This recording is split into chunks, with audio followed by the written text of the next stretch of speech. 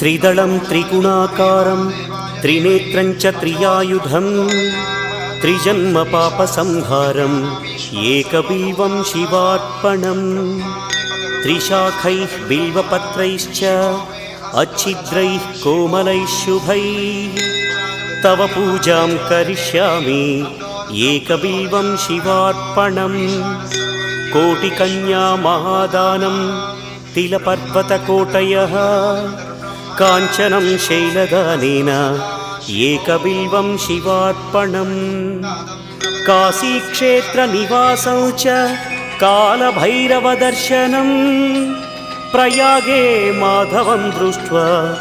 एकबिल्वं शिवार्पणम् इन्दुवारे व्रतं स्थित्वा निराहारो महेश्वर नक्तं हौष्यामि देवेश एकबिल्वम्